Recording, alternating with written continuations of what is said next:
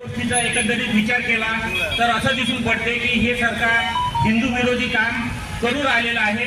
फक्त बांगलादेश सरकारचा निषेध असो, हिंदूवर अत्याचार करणाऱ्या बांगलादेश सरकारचा निषेध असो। जय भवानी, जय शिवाजी।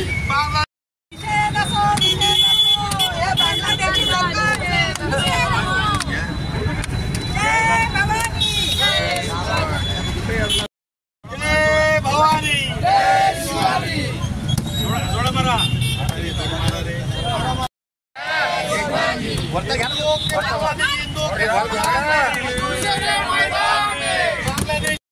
जय भवानी, जय शिवाजी। जोड़ा बरा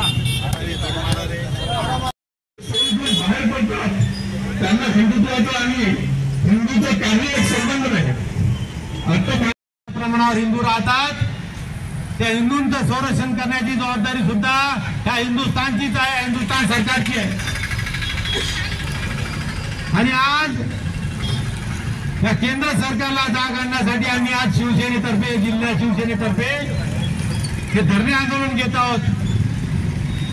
या केंद्र सरकारला जाग आली पाहिजे आणि शेजारच्या बांगलादेशमध्ये होत असलेल्या हिंदूंचा नरसंहार कुठेतरी थांबला पाहिजे।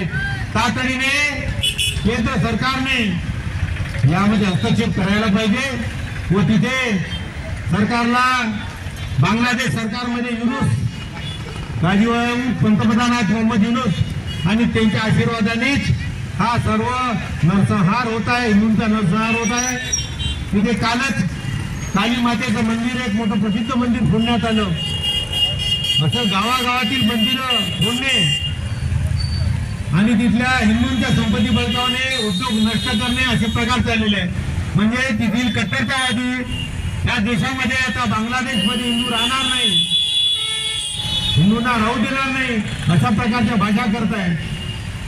परंतु हे कुठेतरी थांबलं पाहिजे। याकरिता आम्ही केंद्र सरकारला आवाहन करताय शिवसेनेतर्फे की आपण तात्काळ केंद्राने आम्हाला दखल दिली पाहिजे व बांगलादेशमधील हिंदूवर होणारा अत्याचार थांबवला गेला पाहिजे।